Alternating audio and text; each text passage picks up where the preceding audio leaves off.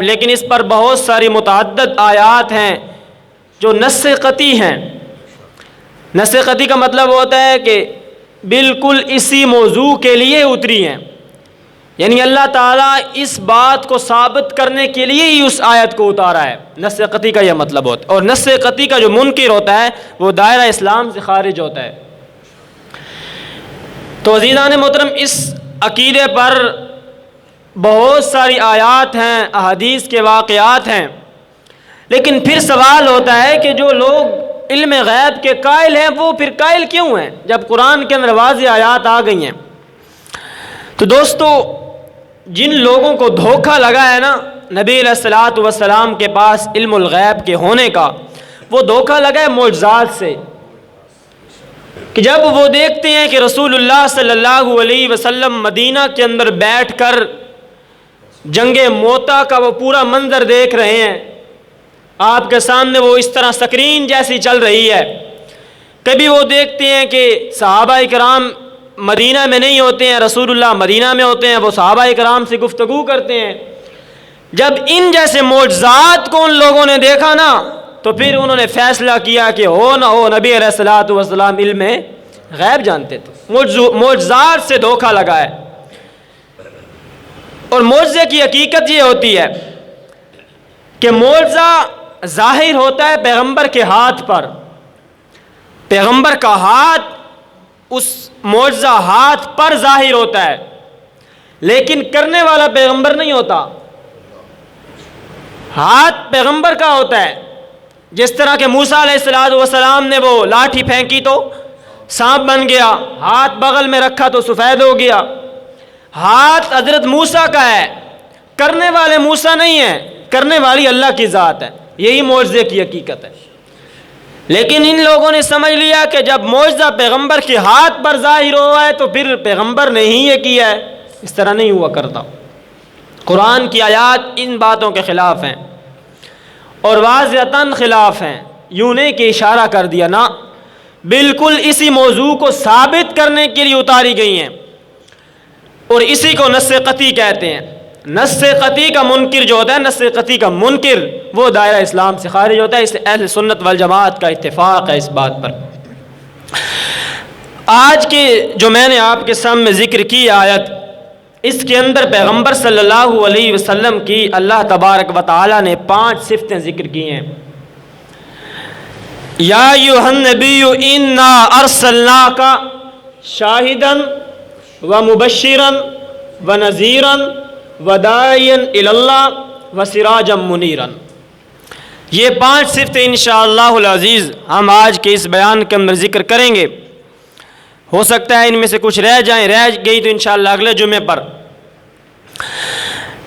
یہ جو آیت ہے نا، یا ایھا النبی انا ارسلناک شاہدا ومبشرا ونذیرا وداعیا الی اللہ باذنہ وسراجا منیرا، یہ 2 آیات ہیں سورہ احزاب کی۔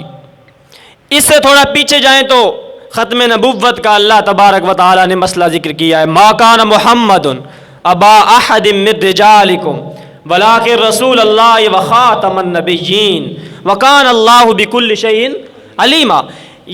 اب یہ آیت ہے، ما کان محمد ابا احد من رجالکم، یہ بھی نص قطعی ہے۔ اس کے اندر واضح ذکر ہے خاتم النبیین کا، اور میں نے آپ کو بتایا کہ نص قطعی کا منکر قادیانی کو ہم نے اس لیے تو کافر کہتے ہیں کہ وہ اس آیت کا انکار کرتے ہیں، خاتم النبیین۔ تو آج کی جو آیت ہے اس کے اندر 5 صفات سرکار دو عالم صلی اللہ علیہ وسلم کی ذکر ہیں۔ ابھی انشاءاللہ بس آپ کے سامنے ذکر کرتا ہوں۔ اللہ تعالیٰ سے دعا ہے کہ ہمیں اپنے پیغمبر کی سیرت کو سمجھنے کی اور اس پر عمل کرنے کی توفیق عطا فرمائے۔ فرمایا یا ایھا النبی انا ارسلناک شاہدا ومبشرا ونذیرا وداعیا الی اللہ باذنہ وسراجا منیرا۔ رب العالمین نے فرمایا، ترجمہ سنیں، اے نبی، یا ایھا النبی، اے نبی۔ رب العالمین اپنے پیغمبر کو کئی القابات دے کر پکارتے ہیں۔ کبھی فرماتے ہیں یا ایھا المزمل، کبھی یا ایھا المدثر، کبھی طٰہٰ، کبھی یاسین، کبھی واللیل، کبھی والضحیٰ، کبھی یا ایھا الرسول، کبھی یا ایھا النبی۔ یہ اپنے محبوب کے ساتھ محبت کی دلیل ہے کہ محب جو ہوتا ہے وہ اپنے محبوب کے ناموں کو تبدیل کر کر کے بلاتا ہے، جس طرح کہ اللہ کے رسول صلی اللہ علیہ وسلم حضرت عائشہ کو کبھی کہتے تھے اے حمیرہ، اے عائشہ، اے حمیرہ، ناموں کو تبدیل کر کر کے بلایا کرتے تھے اللہ کے پیغمبر حضرت عائشہ صدیقہ کو۔ یہاں پر بھی رب العالمین نے یا ایھا النبی کہہ کر بلایا ہے، ناموں کو تبدیل کر کر کے بلایا ہے۔ اور عربی کا قانون ہے، عربی کا یہ قاعدہ ہے، کثرت الاسماء تدل علی شرف المسمى، کثرت الاسماء تدل علی شرفی، دونوں طرح سے پڑھ سکتے ہیں۔ عربی کا قانون ہے کہ جس چیز کے نام زیادہ ہوتے ہیں، یہ ناموں کا زیادہ ہونا اس چیز کی عظمت کی دلیل ہے۔ جس چیز کے نام زیادہ ہوتے ہیں اس کی عظمت زیادہ ہوتی ہے۔ اللہ فرماتے ہیں یا ایھا النبی انا ارسلناک شاہدا۔ اب دیکھیے نا، یا ایھا النبی، اے نبی، خطاب آ گیا، اے نبی، آگے پھر فرمایا انا ارسلناک شاہدا، اے نبی ہم نے آپ کو شاہد بنایا ہے۔ اے نبی ایک کا، آپ کو، دو چیزیں آ گئی۔ اے نبی ہم نے آپ کو شاہد بنا کر بھیجا ہے۔ اب شاہد کا مطلب سمجھے نا یار، لوگوں نے بھی بڑی بڑی داستانیں سنائی ہیں، بڑی بڑی تفسیریں کی ہیں، اپنے عقیدے بھی ثابت کیے ہیں۔ کہتے ہیں شاہد کا مطلب ہوتا ہے گواہ، اور گواہ کے لیے ضروری ہے کہ وہ موقع پر موجود ہو۔ ٹھیک ہے، شاہد کا مطلب ہوتا ہے گواہ، اور گواہ کے لیے ضروری ہے کہ وہ موقع پر موجود ہو، تبھی گواہی دے گا نا۔ جب اللہ کے پیغمبر شاہد ہیں اور شاہد موقع پر موجود ہوتا ہے تو لہٰذا اللہ کے پیغمبر موجود ہیں اور حاضر ناظر ہیں۔ عقیدہ ثابت کیا نا، گواہ ہیں اللہ کے پیغمبر، اور گواہ کے لیے ضروری ہوتا ہے کہ وہ موقع پر موجود ہو۔ صغرے کبرے ملا کر نتیجہ نکالا، لہٰذا اللہ کے پیغمبر موقع پر موجود ہیں۔ اللہ فرمانا چاہتے ہیں اے پیغمبر ہم نے آپ کو حاضر ناظر بنا کر بھیجا ہے۔ ہوا ثابت کہ نہیں ہوا؟ جی، نعرہ تکبیر۔ ہم نے کہا بھاگنا نہیں ہے، یہی شاہد ہم ایک اور جگہ پر بھی دکھاتے ہیں۔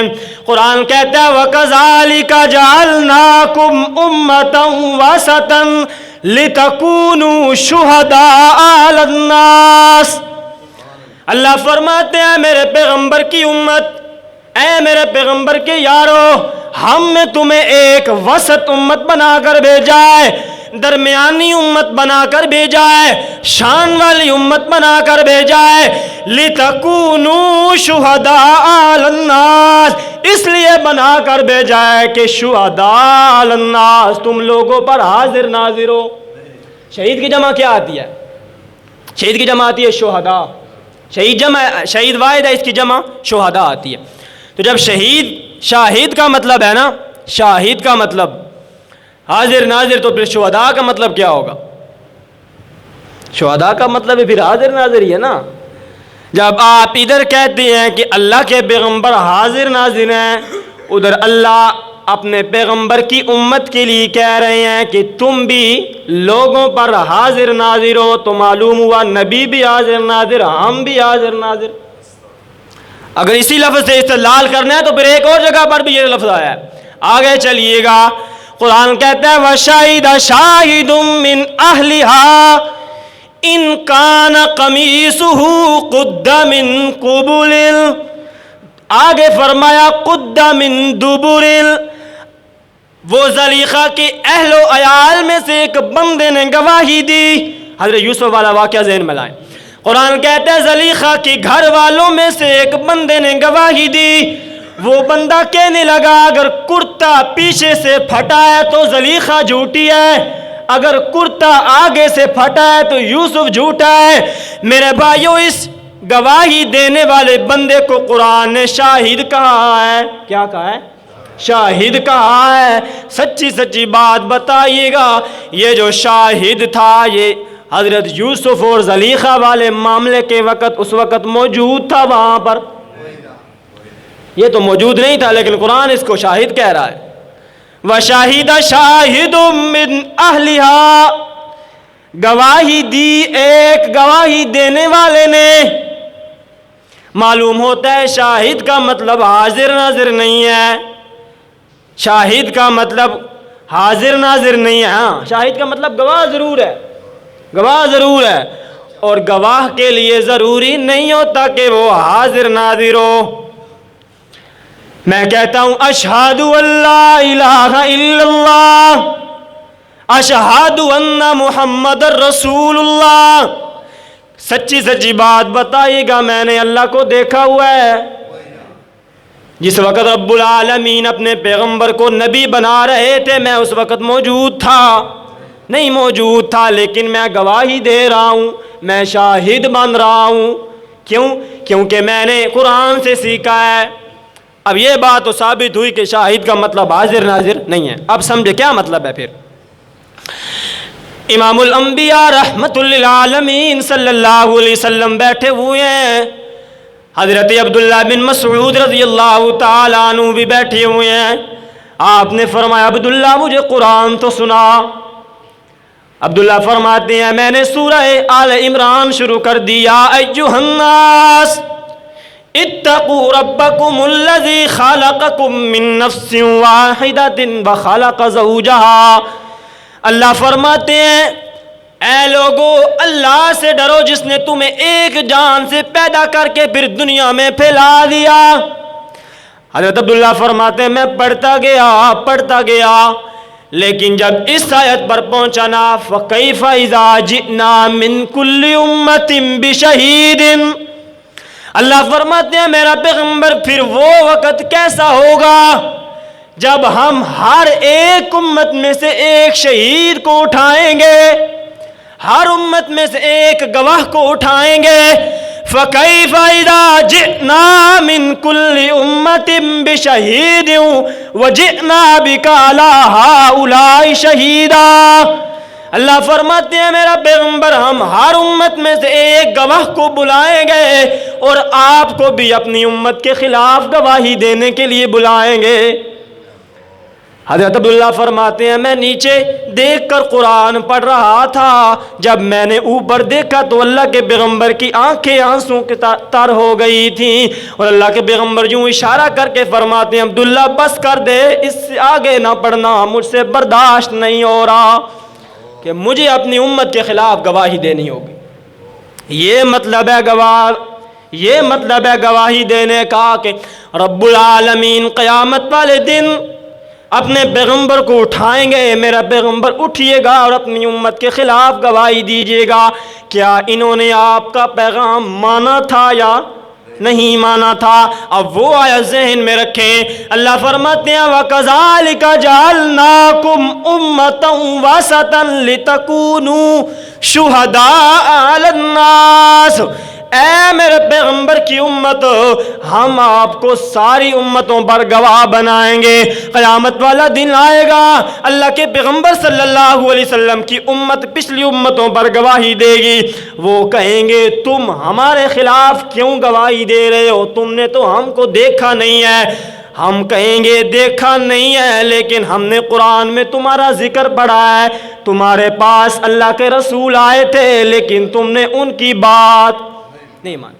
تو گواہی علم کی بنیاد پر دی جا سکتی ہے.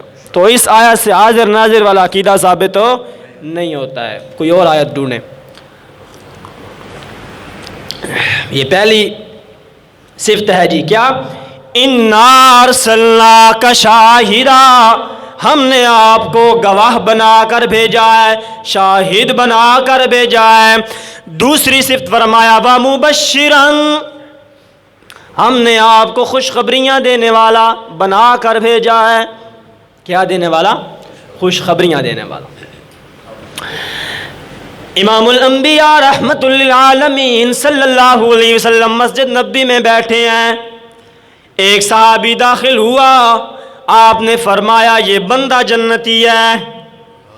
اس کے بازوؤں سے وضو کا پانی ٹپک رہا ہے. آپ نے فرمایا یہ بندہ جنتی ہے. دوسرے دن پھر وہ بندہ داخل ہوا نا. آپ نے فرمایا یہ بندہ جنتی ہے. تیسرے دن پھر وہ بندہ آیا, بازوؤں سے پانی ٹپک رہا ہے وضو کا.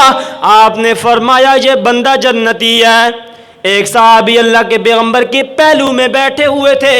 وہ صحابی کہتے ہیں میں بڑا حیران ہوا کہ اللہ کے پیغمبر نے 3 دن لگاتار اس بندے کو جنت کی بشارت دی ہے. وہ صحابی کہتا ہے میں اس صحابی کا مہمان بن گیا جس کے بارے میں اللہ کے پیغمبر نے فرمایا تھا کہ یہ بندہ جنتی ہے. میں نے کہا اے چچا میں تیرا مہمان بننا چاہتا ہوں. مہمان بن گیا. پورا دن میں نے اس کے ساتھ گزارا. رات کا وقت آیا تو وہ بندہ تو سو گیا لیکن میں نہیں سویا. میں اپنے بستر میں سے یوں آنکھ نکال کر دیکھتا رہا کہ یہ رات کے وقت کون سا عمل کرے گا. لیکن وہ صحابی کہتے ہیں اس بندے نے صرف نماز پڑھی تھی اور رات کے وقت تھوڑا سا قیام کیا تھا جو کہ میں بھی کرتا تھا. سو گیا. پھر صبح کا وقت ہوا تو نماز پڑھی. پھر اپنے ذریعہ معاش کی طرف چلا گیا.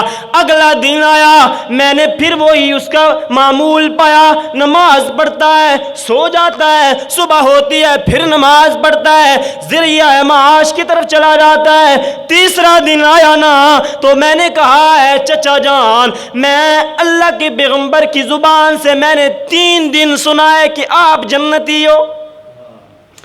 میں تو آپ کا مہمان اس لیے بنا تھا کہ آپ کے اعمال کو دیکھوں کہ آپ کرتے کیا ہیں جس کی وجہ سے آپ کو 3 دن جنت کی بشارت ملی ہے. لیکن آپ تو رات عشاء کی نماز پڑھتے ہیں اور صبح کی نماز میں جا کر آپ کی آنکھ کھلتی ہے. آپ کون سا ایسا عمل کرتے ہیں کہ آپ کو 3 دن جنت کی بشارت ملی ہے؟ وہ صحابی کہنے لگے اے میرے بھتیجے میں تو ایسا کوئی عمل بھی نہیں کرتا ہوں لیکن ایک بات تجھے بتاتا ہوں. یہ جو میرے سینے کے اندر ایک گوشت کا لوتھڑا ہے جس کو دل کہتے ہیں, یہ جو میرے سینے میں دل ہے نا اس دل کے اندر کسی مسلمان کے لیے کوئی بغض نہیں ہے. کسی مسلمان کے لیے کوئی بغض نہیں, شیشے کی طرح صاف ہے. وہ کہنے لگا صحابی ہاذا ہوا ہاذا ہوا ہاذا ہوا. یہ وہی عمل ہے جس کی وجہ سے اللہ کے پیغمبر نے آپ کو 3 دن لگاتار بشارت عطا فرمائی ہے. مبشرن بشارتیں دیتے ہیں. دلوں کو صاف کیجیے گا. کسی مسلمان کے لیے بغض کینہ نفرت نہیں ہونی چاہیے. اگر آپ سے کوئی آگے بڑھتا ہے نا تو آپ اس سے آگے بڑھیے, لیکن اس سے حسد کرنا اور حسد کی بیماری ہر طبقے کے اندر پائی جاتی ہے. اور خاص کر جو علماء ہمیں ترغیب دیتے ہیں کہ حسد نہ کریں وہ سب سے زیادہ حسد کرتے ہیں. حالانکہ یوں نہیں ہونا چاہیے. آپ جب کہہ رہے ہیں لوگوں کو کہ حسد نہیں کرو تو پھر خود کیوں کرتے ہیں؟ آپ اپنے دلوں کو حسد سے پاک کیجیے گا. حسد کرنے والوں کے لیے دوسرے بندے کا کچھ نہیں جا رہا, وہ اپنی زندگی کے معمول میں چل رہا ہے, کام کر رہا ہے, لیکن حسد کرنے والا جل رہا ہے, اپنے اندر اپنے آپ کو پگھل رہا ہے. اس کا کیا ہے؟ اس کو پتہ بھی نہیں کہ یہ مجھ پر حسد کر رہا ہے. اگر آپ سے کوئی آگے گزر رہا ہے نا تو آپ اس سے آگے گزرنے کی کوشش کریں, یوں نہیں کہ آپ اس کی ٹانگیں کھینچیں. یہی حسد ہوتا ہے. مبشران خوشخبریاں دینے والے ہیں. اللہ کے پیغمبر معراج پر تشریف لے گئے, واپس آئے نا بلال سے کہتے ہیں بلال کون سا عمل کرتا ہے؟ میں نے تیرے قدموں کی آہٹ کو جنت میں سنا ہے. بلال کہتے ہیں اللہ کے پیغمبر ایسا تو کوئی عمل نہیں ہے. اللہ کے پیغمبر فرماتے نہیں بلال تو کوئی ایسا تو عمل کرتا ہے نا کہ جس کی وجہ سے تیرے قدموں کی آہٹ سے جنتی لوگ لطف اٹھاتے ہیں. حضرت بلال فرماتے ہیں اللہ کے پیغمبر یہی عمل ہے میرا کہ میں ہر وقت وضو کے اندر رہتا ہوں، جب میرا وضو ٹوٹ جاتا ہے تو پھر وضو کر لیتا ہوں، پاک رہتا ہوں ہمیشہ۔ مبشران، خوشخبریاں دینے والے ہیں۔ اللہ کے پیغمبر نے فرمایا ابو بکر فی الجنہ، عمر فی الجنہ، عثمان فی الجنہ، علی فی الجنہ، طلحہ فی الجنہ، زبیر فی الجنہ، سعد اور سعید فی الجنہ، ابو عبیدہ بن جراح فی الجنہ، عبد الرحمن بن عوف فی الجنہ۔ اللہ کے پیغمبر دنیا میں بیٹھ کر حسن و حسین کو جنتی نوجوانوں کا سردار بنا جا رہے ہیں، دنیا میں بیٹھ کر حضرت علی کو جنت کے بہادروں کا سردار بنائے جا رہے ہیں، دنیا میں بیٹھ کر فاطمہ کو جنتی عورتوں کے سردار بنائے جا رہے ہیں۔ یہی تو ہے نا مبشران، خوشخبریاں دینے والے ہیں۔ کتنی صفتیں ہوں گی جی؟ 2 صفتیں ہوں گی۔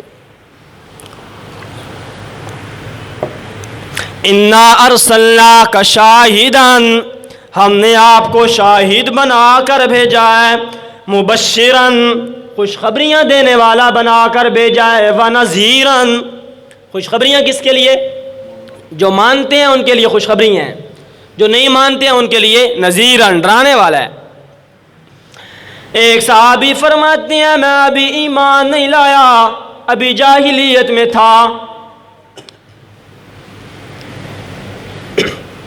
ابن مسعود فرماتے ہیں ایک دن میں نے دیکھا کہ اللہ کے پیغمبر بیت اللہ میں نماز پڑھ رہے ہیں اور 7 کافر، نام بھی لیے انہوں نے کہ 7 کے 7 کافر ہیں، بیٹھے ہوئے ہیں۔ ان میں سے ایک کہتا ہے دوسرے کو وہ جو اونٹ مر گیا ہے نا ہمارے علاقے میں، اس کی اوجری کو اٹھا کر لا اور پیغمبر کے کندھوں پر ڈال دے، پیغمبر کے کندھوں پر ڈال دے۔ ابن مسعود فرماتے ہیں وہاں پر جو لفظ ہے نا حدیث کے اندر، وہ لفظ ہے وہ جھلی نہیں ہوتی جس کے اندر بچہ ہوتا ہے، حدیث کے اندر اس جھلی کے لفظ ہیں، لیکن لوگوں کو سمجھانے کے لیے علماء اوجری کا لفظ استعمال کر دیتے ہیں۔ اصل میں وہ جھلی تھی کہ اس جھلی کو اٹھا کر لا اور محمد صلی اللہ علیہ وسلم کے کندھوں پر ڈال دے۔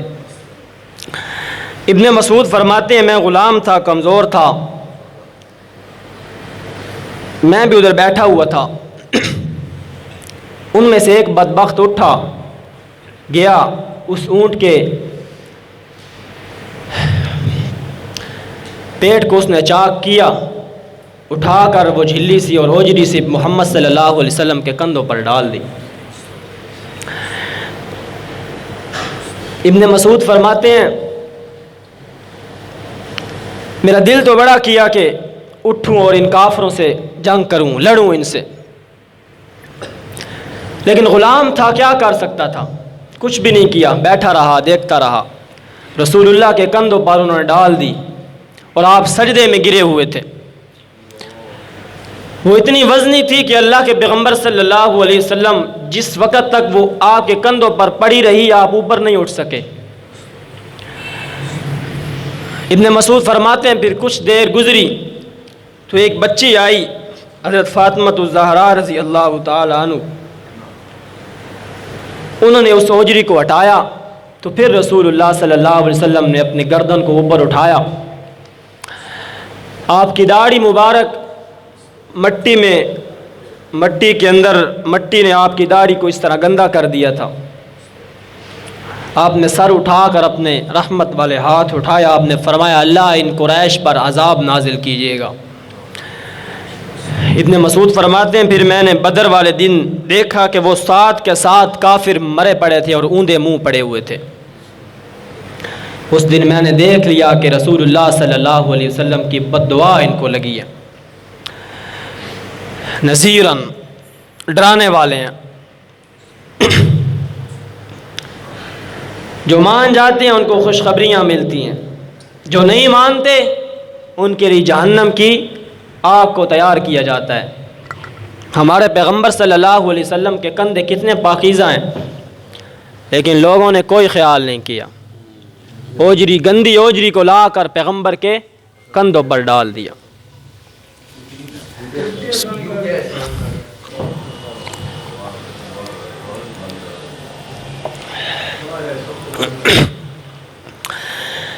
فرمایا وداعیا الی اللہ باذنہ وسراجا منیرا۔ رب العالمین نے فرمایا تیسری صفت یہ ہے میرے پیغمبر کی، وہ داعیا الی اللہ، لوگوں کو اللہ کی طرف بلانے والا ہوگا، اللہ کی طرف دعوت دینے والا ہوگا۔ ایک صحابی فرماتے ہیں میں جاہلیت میں تھا، ابھی تک ایمان نہیں لایا، اللہ کے پیغمبر کو میں نے ذوالمجاز عکاظ کی منڈی میں دیکھا کہ اللہ کے پیغمبر ایک نوجوان کالی زلفوں والا سفید چہرے والا نوجوان ہے، میں نے دیکھا کہ وہ لوگوں کو دعوت دے رہا ہے۔ ابھی دن طلوع ہو رہا تھا، وہ نوجوان لوگوں کو دعوت دے رہا تھا اور کہہ رہا تھا لوگوں مان جاؤ اللہ کی ذات کے لیے، لوگوں مان جاؤ انی رسول اللہ، میں اللہ کا بھیجا ہوا رسول ہوں۔ وہ صحابی کہتے ہیں لوگوں نے جب یہ سنا نا، منہم من یضربو، منہم من شتمہ، منہم من عنقہ، کچھ نے اللہ کے پیغمبر کے چہرے پر تھپڑ مارنے شروع کر دیے، کچھ نے پتھر اٹھا کر مارنے شروع کر دیے، کئی لوگوں نے گالیاں دینا شروع کر دیے۔ وہ صحابی کہتے ہیں میں دیکھتا رہا، اللہ کے پیغمبر پھر بھی کہہ رہے ہیں قولوا لا الہ الا اللہ، لوگوں مان جاؤ اللہ کی ذات کے لیے، لوگوں مان جاؤ میں اللہ کا رسول ہوں۔ وہ صحابی کہتے ہیں دن طلوع ہو گیا، بہت سارا وقت گزر گیا، دن سر کے اوپر آ گیا، لیکن اس نوجوان کی زبان میں کمی نہیں آئی ہے، لوگ اس کو مار بھی رہے ہیں، لوگ اس کو گالیاں بھی دے رہے ہیں۔ وہ صحابی کہتے ہیں پھر میں نے دیکھا ایک بوڑھا سا انسان ہے، وہ بھی بڑے خوبصورت چہرے والا ہے، وہ بھی آتا ہے اور اس انسان کے پیچھے پیچھے، اس نوجوان کے پیچھے پیچھے آ کر کہتا ہے لوگوں اس نوجوان کی بات نہ ماننا، یہ پاگل ہو چکا ہے، یہ مجنون ہو چکا ہے، یہ دیوانہ ہو چکا ہے، اس کی بات کو نہ ماننا۔ وہ صحابی کہتا ہے میں نے پاس کھڑے ایک بندے سے پوچھا یہ کیا ماجرا ہے، یہ کون لوگ ہیں، یہ بندہ کون ہے جو اس کو کہہ رہا ہے کہ مجنون ہے، یہ دعوت دینے والا بندہ کون ہے، یہ باقی لوگ کون ہیں؟ وہ بندہ کہنے لگا میرا بھائی یہ جو دعوت دینے والا نوجوان ہے نا، اس کا دعویٰ ہے کہ اللہ ایک ہے اور میں محمد ہوں اللہ کا رسول ہوں۔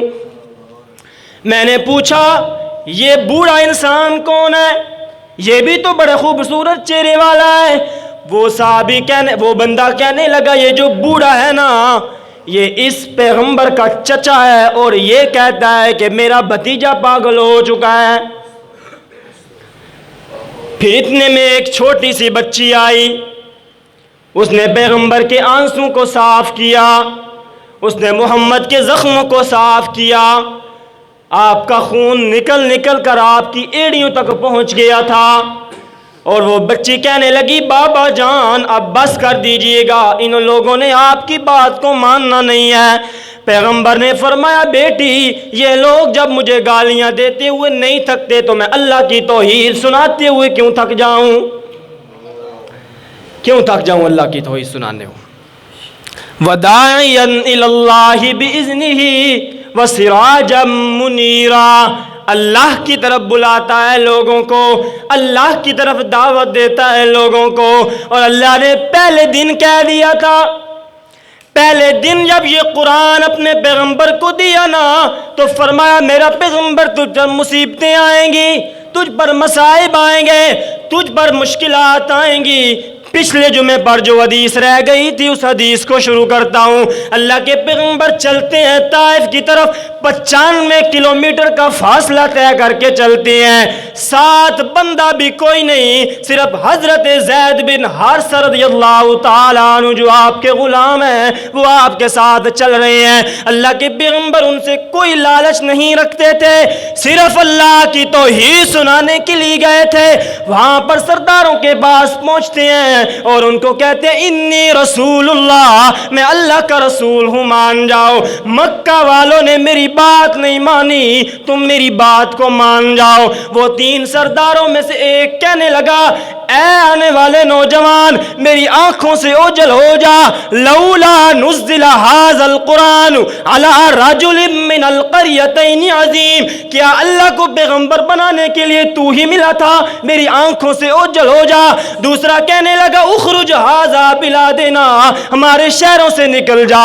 تیسرا کہنے لگا اے پیغمبر اگر تو دعویٰ کرتا ہے کہ تو پیغمبر ہے میری آنکھوں سے اوجھل ہو جا، تجھ سے میں بات بھی نہیں کرنا چاہتا۔ اللہ کے پیغمبر نے فرمایا ٹھیک ہے، نہیں مانتے ہو نہ مانو، لیکن میں غریب عوام کو سمجھاؤں گا، میں ان کو اپنی توحید رب کی سناؤں گا، میری بات کے درمیان نہ آنا، ان کو میں اللہ کی توحید پر لے کر آؤں گا۔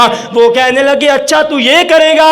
سارے نوجوانوں کو اکٹھا کیا اور کہنے لگے یہ تمہارے باپ دادا کے دین کے خلاف باتیں کرتا ہے۔ نوجوانوں نے پتھر اٹھائے پیغمبر کے چہرے پر مارے، پتھر اٹھائے پیغمبر کے جسم پر مارے۔ میرے بھائیوں نوجوان ہوتے تھے، ادھر سے پکڑا جاتا، یوں کھڑا کر کے پھر میرے پیغمبر کو مارا جاتا ہے۔ اللہ کے پیغمبر ان کو دعوت دینے کے لیے گئے تھے، ان سے چندہ وصول کرنے کے لیے نہیں، ان سے ووٹ مانگنے کے لیے نہیں گئے تھے، کسی قسم کا کوئی لالچ نہیں تھا میرے پیغمبر کو، اللہ کے دین کی طرف کے لیے گئے ہیں۔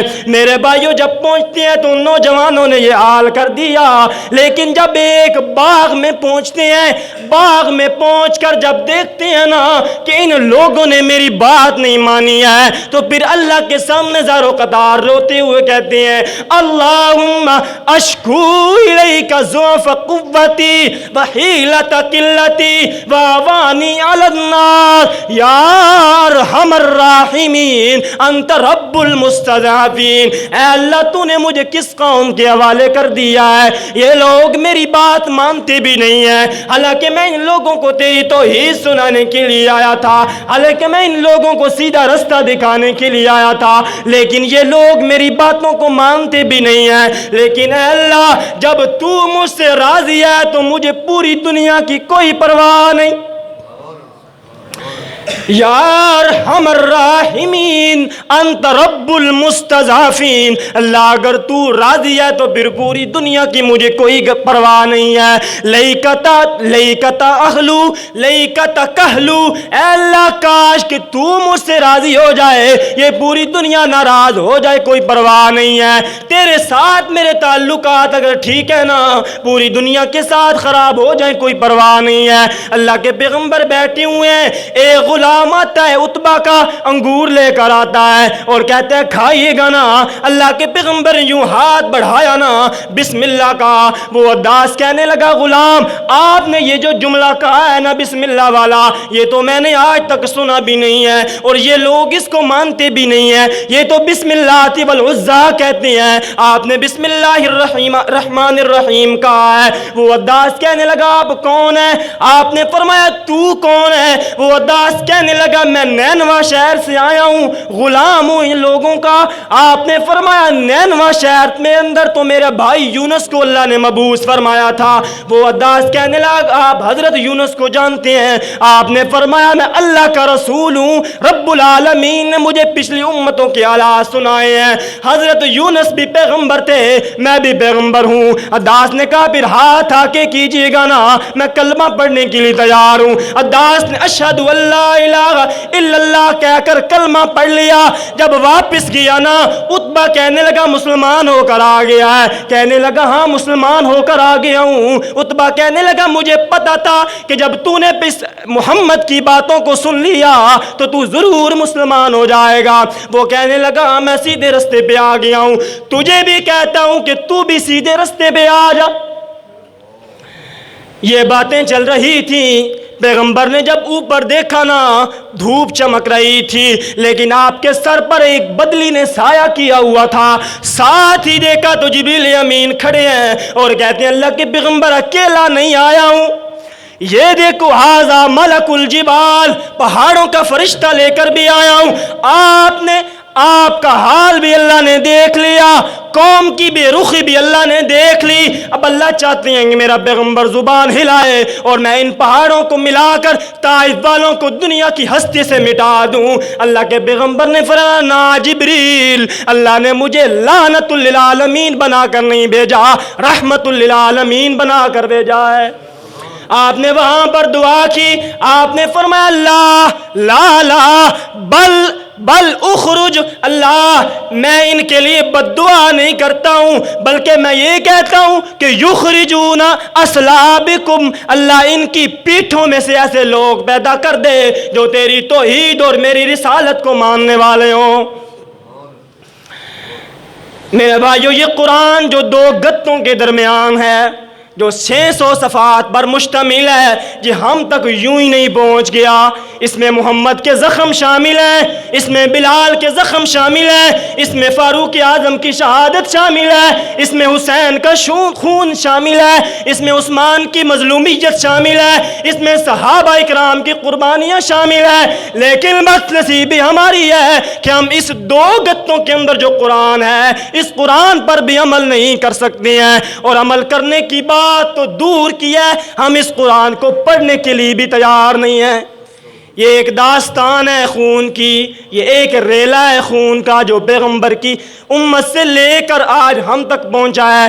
بد نصیبی ہماری ہے کہ ہم اس قرآن کو، حالانکہ صرف 600 صفحات ہیں، زیادہ لمبی کتاب بھی نہیں ہے، لیکن ہم اس قرآن کو پھر بھی نہیں مانتے ہیں، اس قرآن پر پھر بھی عمل نہیں کرتے ہیں۔ میرے بھائیو، یہ دنیا ختم ہو جائے گی، یہ دنیا ختم ہو جائے گی، یہ دولت آپ کی گردن میں ڈالی جائے گی، یہ اولاد بھی فنا ہو جائے گی، اگر کام آئے گی صرف تو یہ اللہ کی کتاب کام آئے گی۔ آخری صفت بھی رہتی ہے سراجا منیرا۔ ہم اس قرآن پر عمل کس طرح کریں؟ دیکھیں، ہر آدمی نا دوسرے کو ٹھیک کرنے میں لگا ہوا ہے، تو ٹھیک ہو جا، تو خراب ہے۔ اپنے آپ کو کوئی بھی ٹھیک نہیں کرتا ہے، کوئی درست نہیں کرتا ہے۔ اب یہ جو اسمبلی کے اندر بل پاس ہوا ہے، پتہ ہے آپ کو، ٹرانسجینڈر کے نام سے، یہ صرف نتیجہ اس بات کا ہے کہ ہمارے لوگ قرآن سے دور ہیں۔ اگر قرآن و حدیث کا مطالعہ ان کے پاس ہوتا تو وہ لوگ یہ قانون پاس نہ کرتے۔ یہ ایسا قانون ہے کہ اس کی تشریح مسجد میں بیٹھ کر کرنا بھی درست نہیں ہے۔ آگے پھر مسائل چلتے ہیں، یہاں پر ختم نہیں ہوتا ہے، پھر مسائل چلتے ہیں، وراثت کے اندر اس کے مسائل جاتے ہیں۔ یعنی کہ اگر ایک مرد ہے تو وہ اپنے کاغذوں کے اندر لکھواتا ہے کہ نہیں میں مرد نہیں ہوں، میں عورت ہوں، میں محسوس کرتا ہوں میں عورت ہوں، عورت لکھا گیا جی۔ اب جہاں جہاں عورتیں جا سکتی ہیں ساتھ وہ بھی جا سکتا ہے۔ اگر عورتیں اس کو روکیں گی تو مقدمہ عورتوں پر ہوگا۔ آپ نے ایک عورت کو روکا، حالانکہ وہ کیا ہے؟ مرد ہے۔ پھر اس کے اندر وراثت کے مسائل چلتے ہیں۔ اگر ایک عورت ہے وہ اپنے آپ کو مرد لکھواتی ہے، میں مرد ہوں، تو اس کو پورا حصہ ملے گا۔ اور اگر ایک عورت ہے وہ کہتا ہے میں مرد ہوں، پھر وہ اگر مرد سے شادی کرنا چاہے تو مرد سے بھی کر سکتا ہے۔ اب مرد کی مرد سے شادی ہو رہی ہے، عورت کی عورت سے شادی ہو رہی ہے۔ ہمارے ذمہ کام یہ ہے ہم اپنے آپ کو درست کریں، یہ دنیا انشاءاللہ خود بخود درست ہو جائے گی۔ دوسری بات یہ ہے کہ سیاست کے جھمیلوں سے کبھی باہر نکل کر دین اسلام کے لیے بھی سوچیے گا۔ پارٹیوں کی اور یہ جو چیزیں ہیں نا، یہ انسان کو دین اسلام سے دور کرتی ہیں۔ محبت لیڈر سے اپنی جگہ پر ہوتی ہے، لیکن جہاں پر دین اسلام کی بات آتی ہے محبتوں کو دور پھینک دیا جاتا ہے۔